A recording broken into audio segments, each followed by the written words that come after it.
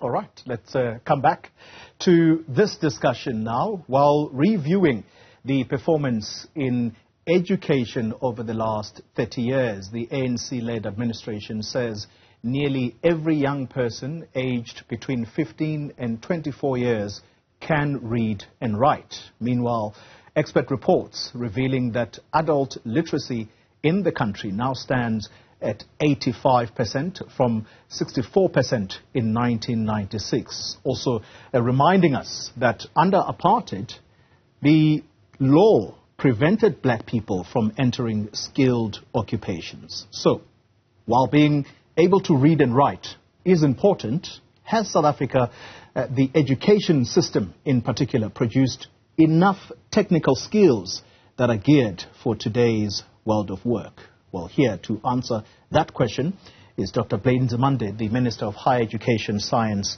and Innovation. Minister, thank you very much for your time. Good to have you here. Good evening, Koli, and thanks for inviting me. Thank you, sir. Let's begin the conversation with a document I picked up as I was doing research for this interview.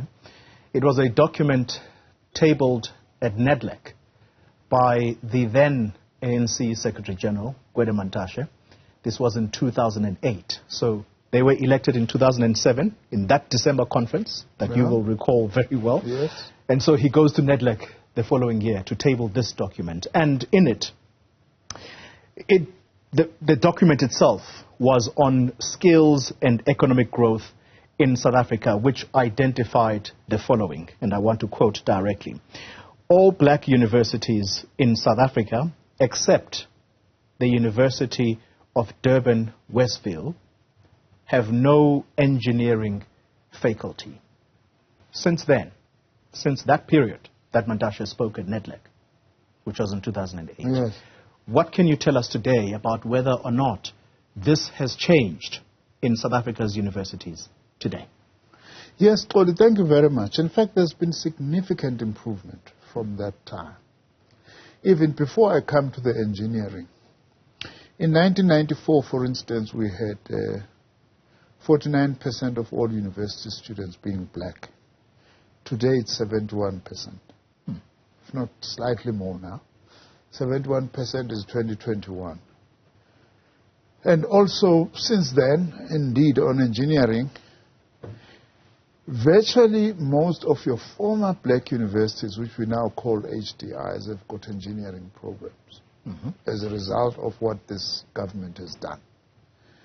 And also, what we have done over and above that is that 60% of students at our universities now are women, which also is a very, very important. Of course, we haven't reached the level that we want to in terms of women in what we call science, technology, engineering, and mathematics skills. Yeah.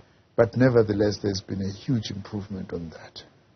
And also, the other improvement that we've made, the huge one, is that NSFAS, which, by the way, National Student Financial Aid Scheme, started when former President Mandela, even before he became president, he went to the then President F.W. de Klerk and I said, I want you to establish a fund for black students in 1991. At that time, it was about 7,000 students who were actually assisted with the establishment of what was called then Tertiary Education Fund for South Africa, TEFSA, which is now NSFAS. It was about 7,000 students and 21 million. This year we're going to breaking the 50 billion rand mark. And we are actually looking at more than 1.1 million students who are being supported by NSFAS. And if you look at the products of NSFAS, by the way, since then, it's 5 million students that have been supported. Yeah. Lots of them today are professionals, are artisans, and so on.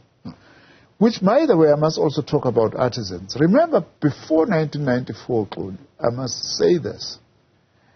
In terms of the 1924 Industrial Conciliation Act, no black person was allowed to be an artisan. Now, since 1994 till today, we are now producing just over 20,000 artisans per annum, most of whom are black, And our target is that by 2030 we're going to be producing 30,000 artisans per annum, and we are on course to actually do that. Now, this is a massive, massive change from where we were in 1994 or prior to 1994. So let me pick up on what, I hope you'll still remember this, what was called at the time the Joint Initiative for Priority Skills Acquisition, GHSA for short. Do you remember what the primary purpose of this initiative was? Yes, I still remember it very well. The primary purpose of that was to first of all focus on skills development, and what we were short of in South Africa. And one of its priorities was artisans, which I have already spoken about. Yeah. But secondly also was actually to say that we need a dedicated department that's going to focus on skills development. It was out of GHSA that my department was established in 2009 when we broke the Department of Education into two. Yes. Basic education to focus on schooling, and our department to focus on what we call post-school education and training, whose objective, by the way, was to address the needs, skills needs of all South Africans who have left school, whether they've completed school or not, and are unlikely to go back to school, including adults who never went to school, and including adults who actually failed or didn't pass matric. The aim of that was actually to change the character of our education system, which we haven't changed entirely, because our education system was more academically oriented. That if you are to be educated, you are regarded as passing an academic matric and then go to university. If you haven't done that, you are no one. We have significantly changed that now, because as I'm talking to you now, it's been a hard struggle, is to convince parents that post-school education doesn't equal universities. Also, it equals artisan training, apprenticeship, and other sorts of skills that we actually need. In fact, if you ask me, South Africa's biggest skills need is mid-level skills that are produced by technical, vocational, and education and training colleges. And we've gone a long way to address that, although we are still far. For instance, in terms of our National Development Plan, by 2030 we need to be having 2.5 million students in TVET colleges and 1.6 million students in our universities. Universities, we are on track, because at the moment now, this year, we are likely to be about 1.2 million, which means in 6 years' time we need an additional 400,000. We are likely to meet that. But TVET colleges, we are around 500,000. Which means we have to multiply by 5 in 6 years. That's a tough one, because we have not really, as government, funded the TVET college sector enough. And with budget cuts as well, that has actually taken us back. But nevertheless, my department is focused that we need to go as far as we can to ensure that by 2030, at least either we have TVET college students between equal number to university students, or not very far below the number of university students, because that is where we actually have got a big need. But we have made some advances, Claude. We're going to pick up on NSFAS a little later in our discussion. Yeah. But let's focus the attention on engineers and artisans. Because at that time, when GHSA was established or formulated as an initiative, the target was that by 2010, some 50,000 engineers must be produced by South Africa's higher education sector. That effectively translated to 2,500 engineers per annum. You've already hinted at this. So at this stage, per annum, how many engineers are produced? Well, I don't, unfortunately, only have got those figures with me. But if I can tell you is that we have produced now more or less enough engineers in South Africa. The problem is that our statistics tells us that half of our engineers are not in the engineering profession. That's a big, big challenge. Well, some of them have left South Africa. By the way, if you go to Dubai, you will find that the single largest number of engineers working in the United Arab Emirates are South African engineers who are developing that country. But also a number of other engineers are in other professions. A lot of them have been drawn by the health sector and also by the financial sector, by the way, who are looking for engineers in order to evaluate the projects that they need to fund. So they are not in classical engineering jobs. But the number of engineers, our statistics tells us, are more or less at the level at which we actually need professional engineers to be at, though we are not exactly there. The other challenge that we still have, I know that some opposition parties and others, they say, yeah, this is just an excuse by the ANC government.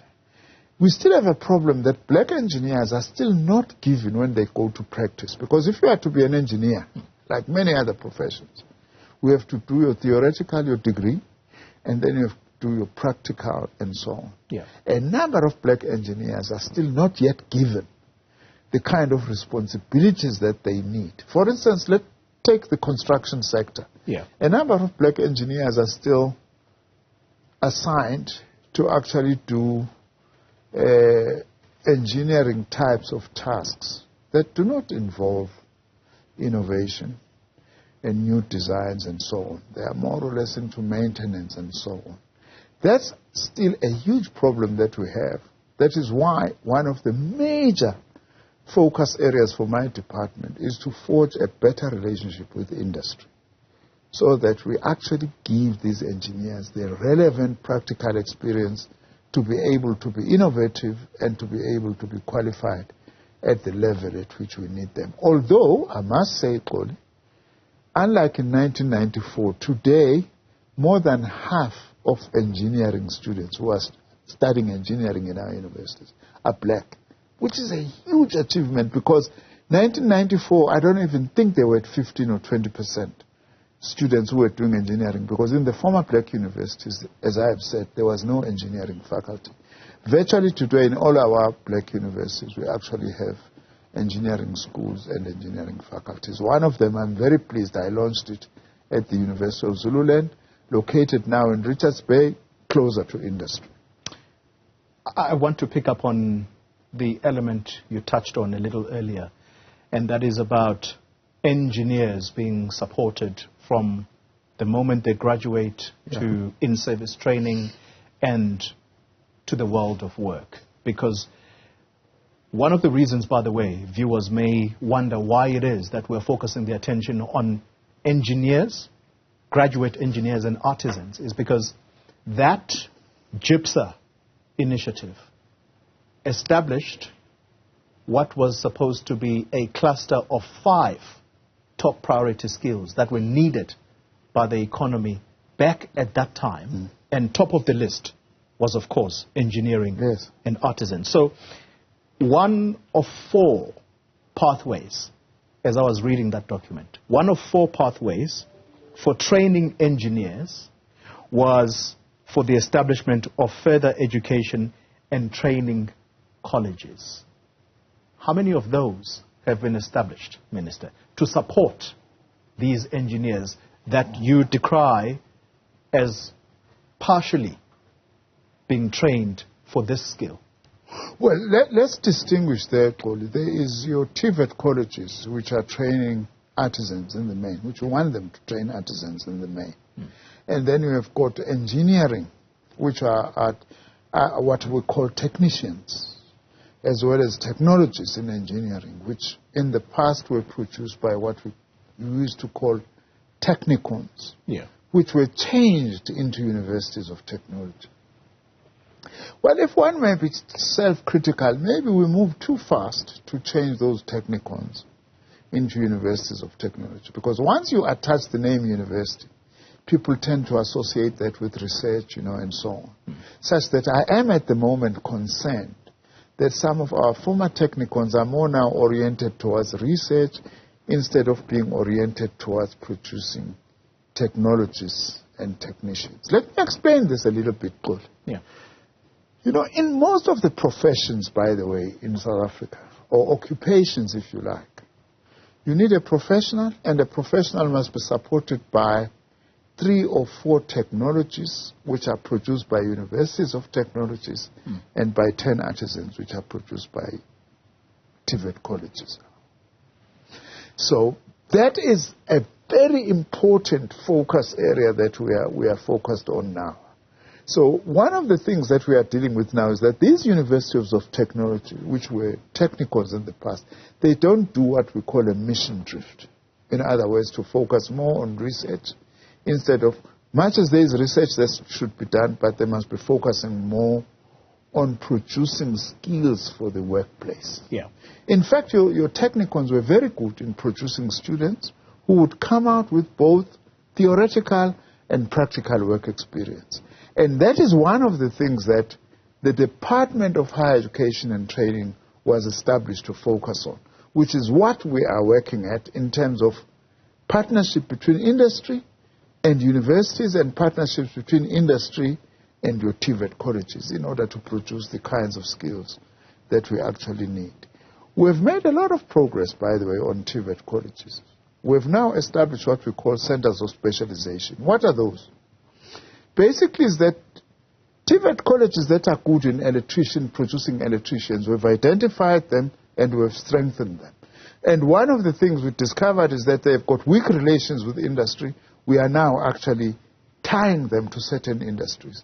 And that is what has led now that we are producing more than 20,000 artisans per annum.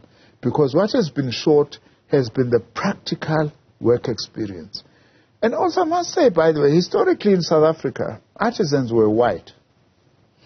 Let me tell you one other improvement that we've made is that in 1994 there was only one trade test center to test apprentices, whether it's electricians, it's plumbers, it's welders, to actually pass a test to become artisans. It was only in Olifantsfontein, in Ekurhuleni.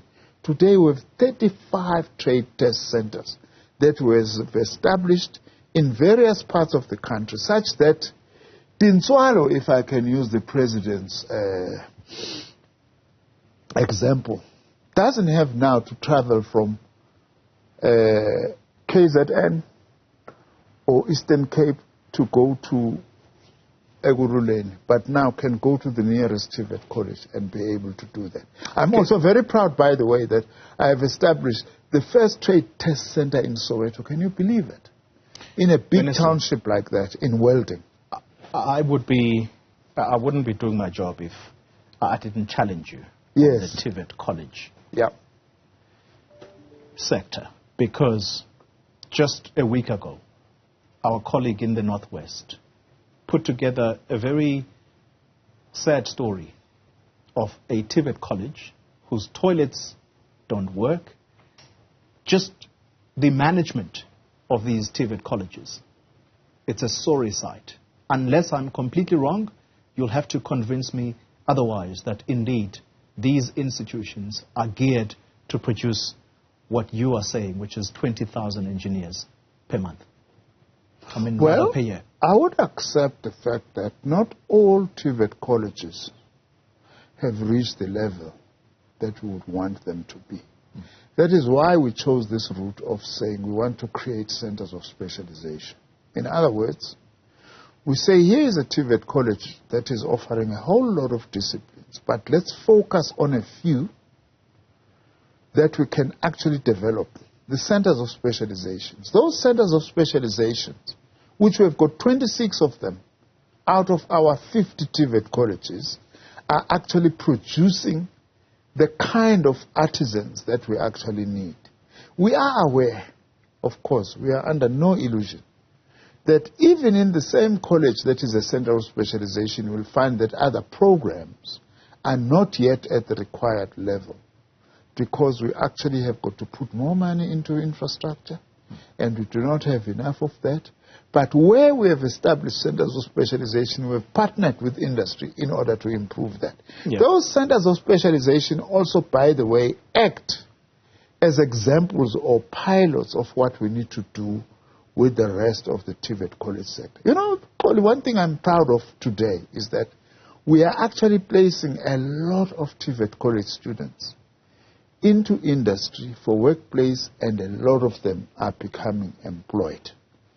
For instance, the president last year, financial year, said, I want 10,000 TVET college graduates to be placed. We placed just over 10,000. This financial year, the president sent 20,000. We are already at 17,000 this year in order to actually place them, because that is the particular focus that we are having. And now TVET colleges are beginning to attract a lot of students. You won't believe it that in some areas of our country, students from universities are beginning to say would like to go to TVET colleges, especially when they see that those graduates can actually get work placement, which is very crucial. And our own research tells us, by the way, that 70% of students who get work placement, they end up being employed. And we have also, by the way, introduced entrepreneurial courses so that when you qualify as an electrician, you don't have to wait to be employed, but you can be able to actually start your own initiative in order to be able to make a living for yourself. We still have a long way to go, but we've started to change even the attitude of parents and our young people towards TVET colleges. Those TVET colleges, Minister, because it would seem to me that they are becoming the alternative for students who do not find space in your university. Yes. And so one of the major areas, though, that needs addressing is that of competent trainers. Because Gwede competent trainers. Okay. Competent trainers, because Gwede Mantashe decries this in that document at NEDLEC, that South Africa's training capacity, if you look back in the 15 years prior, that takes us to 1992. He says not only have South Africa's training colleges been shrinking over time, but the quality of competent trainers in various disciplines has basically almost disappeared. What about the quality of the instructors who stand in front of students and actually give competent classes? Let me say this. We don't want TVET colleges to be alternative to universities. We want them to be colleges of choice. For students to be able to say, I want to go and be a plumber, I want to go and be an electrician, rather than that, I want to go and be an electrician just because I've not been admitted to university. In fact, a lot of young people would like to go and acquire a trade rather than go to university. Countries like Germany, by the way, only 30% of students who finish school go to university. 70% they get apprenticed. Yeah. That's why in South Africa we've got such high levels of youth unemployment, because we do not have a large enough TVET college sector. Now, on the second issue then, on what Minister Mantashe was saying, then he was General Secretary of the NUM. And by the way, he was amongst those who was chairing GHSA at some stage and also was pushing for this. Is that what he was actually saying is that we need to increase capacity to train artisan and in technical and vocational education. Let me tell you the problem that we have had in South Africa with South African. You can't have a TVET college sector that is strong without employers participating effectively. That's why if I come across an employer and say, yeah, Nzimande, you are not giving us the kind of college students that we want, I say, how many students have you actually taken as trainees? Because unless you take them as trainees, we are not going to get that. But also let me say it, historically in South Africa, we have had a technical vocational education training system that was focusing on white apprentices, not black apprentices. And many South African employers, by the way, in South Africa have historically been dependent on cheap labor. So we still need to teach, unlike your German employers, we still need to teach many South African employers that it's in your interest, by the way, to take interns, to actually take learnerships, because amongst those you are training students from whom you can actually select the best. Many other countries that are good in that are doing that. And that is the main focus that also my department is actually paying attention to. You're watching News at Prime. If you're just joining us, we are in conversation with the Minister of Higher Education, Science and Innovation, Blade Nzimande. Minister, let's talk now about rural areas. And the simple question is, how much of the rural population is contributing to the skills needs of South Africa? Well, let me admit that participation in rural areas is not at the level at which we want. Because if you look at our post-school education and training in terms of its map, it's still largely urban. Your universities are largely in urban areas. In fact, the single largest concentration of universities are in Tshwane, in this country. TVET colleges as well, but TVET colleges are better because they've got a better rural imprint. Yeah. That is why, over the last 5 years, one of the biggest achievements on my side has been to establish 16 campuses of TVET colleges, all of them in rural areas, including a rural area like Msinga, which was known in the past for guns and killing. We have established the first ever post-school institution, which is a campus of Mkungundlovu.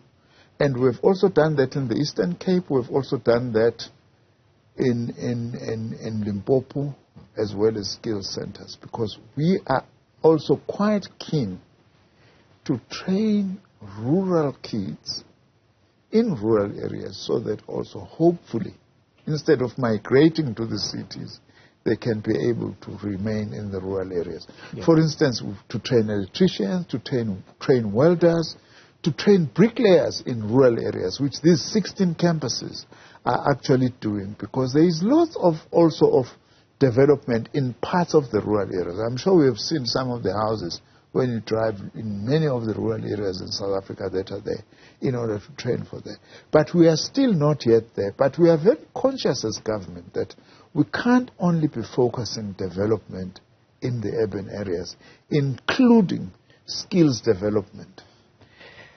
The reason I'm going to put the next question to you in this form is purely by just observation. Yes. A large number of young people coming from rural parts of the country into urban centers.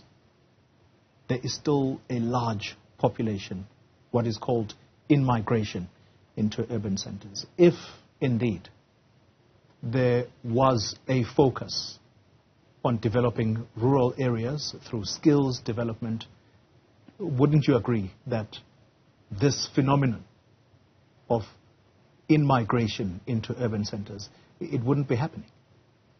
Well, that's true. It's not a South African phenomenon. It's not being defensive by that. It's a global phenomenon, actually. There is massive migration all over the world from rural areas to urban areas, because urban areas still provide opportunities for livelihoods. There are lots of people today that are drawn into urban areas, just into urban areas from rural areas, are on the margins even of the mainstream urban economies. So it's a global phenomenon.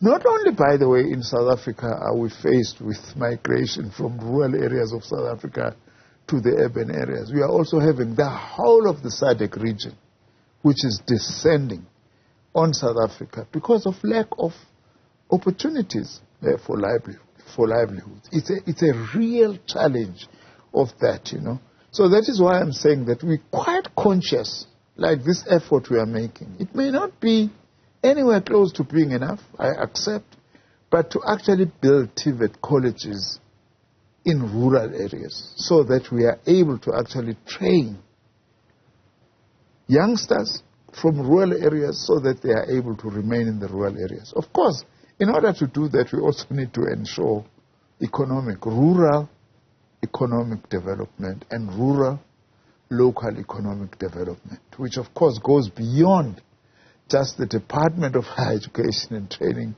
It involves the whole of government. And government is actually committed to rural development, including the development of agriculture, which is one huge area of potential that we have. That is why also this government is emphasizing the need for land redistribution and promotion of agriculture, so that also we do not have this kind of movement from rural areas to urban areas.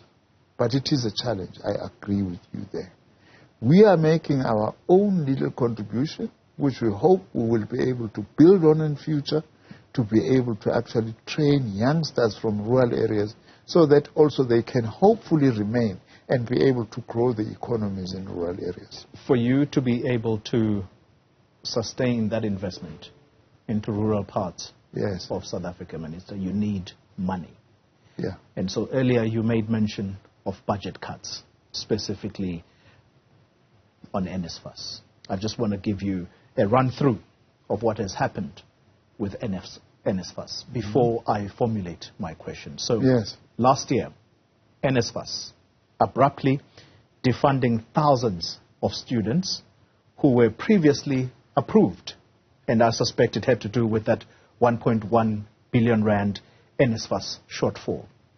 After that, this year, NSFAS's own projections say that over 80,000 students will lose funding. The following year, these are their projections. This is 2025. They will lose, or should we say some 121,000 students are expected to lose NSFAS funding. That excludes the amount roughly of 16 billion that is seen as student debt that is owed to universities. So you've got to balance this for us, Minister. Here's the question. Balance the active defunding of higher education, specifically NSFAS, against what you have recently launched, which is this comprehensive student funding model. Well, I think that we've got to actually analyze deeply what is happening on that score, because the situation is much more complex and we have to understand it in its complexity. First of all, NSFAS has had the challenge of funding students who did not qualify or who do not qualify for NSFAS because of inadequacy in the systems of NSFAS. And then NSFAS subsequently picked those up. That's why I don't like the notion of defunding, because it's too general. It's not defunding. Some of the students have, and their parents have actually attempted to defraud NSFAS. And then when we discover that, we then have to say, you do not qualify to actually be funded. So in other words, as students who are not supposed to be funded, it's not nice to say we are no longer paying for you. But the fact of the matter is that there's been defrauding of the scheme, which is not fair. Like, for instance, with housing, when we say what we call RDP housing is for families who are earning not more than 3,500 rands a month, it must be only those. Those what we pick up, we must act on it, because that's part of corruption. In some instances in NSFAS, you find that some students have been funded, but their mothers are matrons of hospitals and their fathers are principals of schools. So we have to make sure. The Auditor General, by the way, is on the case of NSFAS to say, but your systems are not good enough to be able to pick up those. So when we pick up those, I don't want to call them defunding. It's actually to make a correction that we have funded students that were not supposed to be funded. That's one dimension of it. The other dimension is that most of the students who are accepted at universities and colleges who qualify for NSFAS, we fund them, by the way. It's not enough, but we fund most of them who have actually been admitted. You will say how? It's because we have got a certain limited number of places in universities and TVET colleges. So in terms of those numbers, I think we fund more than 90% of those through NSFAS. It's still not enough, because we would like to actually fund 100%. Some students are not being admitted because, unfortunately, there isn't enough space. Now, what we have then done now is that we've identified this category of students. Personally, I don't like this notion of missing middle, because it's like human beings are missing somewhere. But students who come from families that do not qualify for NSFAS but are not wealthy enough to be able to pay for university education in particular, which is very expensive. We've started a loan scheme now. There's been a long-standing demand. which is now saying you will actually get a loan if you are admitted at an institution and you are in this category. But you'll have to pay that loan back because government doesn't have money. In fact, if you look at government policies funding the poor, but also there is an incentive, Koli, to say if you pass on record time your degree, half of that money will be converted into a bursary which you will not have to pay back. I only have 4 minutes left. Yes. The researchers of higher education, they are clear that this is not only a political gimmick, this 3.8 billion rand loan scheme, the missing middle.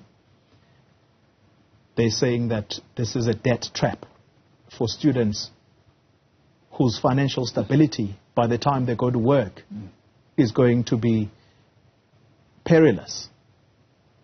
How do you respond to that? We are very concerned about student debt, Good. It's not that as government we are not. In fact, the president has asked me specifically to say, Nzimande, investigate the student debt, what are its implications, and how to deal with it. Because some of it, by the way, is what one would call expired debt that we've got to review and see. Because there are students who have been 5-6 years completed, they owe, and that debt has expired. I forget now the right English word for the financial sector. You know that debt is not that. But I am afraid in a capitalist society you can't run away from student debt, especially for the category of students who are not in the category of the poor. It's not that we actually like that. But government policy says housing if you're poor, a child grant if you are poor, NSFAS if you are poor, and then those who are not categorized as poor, in the case of higher education, we have said, at least we are providing a huge relief to parents. Let me tell you, since we have introduced this, it's not a gimmick. Many parents, a number of parents, not many, have phoned me and said, Nzimande, we are really very pleased about this because our kids at least will be able to pay when they are working, and we didn't have money. Now we know that they are actually going to be able to go to university and TVET colleges without paying upfront. So it's not a gimmick. It's Minister, a real huge relief. 2 quick questions. Yes. And I'm hoping for a very quick answer because I literally have run out of time. You are decrying students defrauding NSFAS. Yeah. But there is also a question of corruption allegations leveled against the NSFAS board chair, who's now on leave of absence. That extends to yourself, those allegations. Simple question, has the NSFAS board appointed this law firm that is supposed to investigate this within 30 days? Yes, they have, to investigate the allegations against the chair. On my part, I have said it many times, I have not defrauded NSFAS, I have not benefited from any kickbacks. And I have gone to both, by the way, the Integrity Committee of the ANC and a similar one called the Central Ethics Commission of the SACP, to declare. The DA has gone to court and the EFF have gone to the police to report me, and I've said I'm willing to cooperate with law enforcement agencies because I have taken no money from anyone.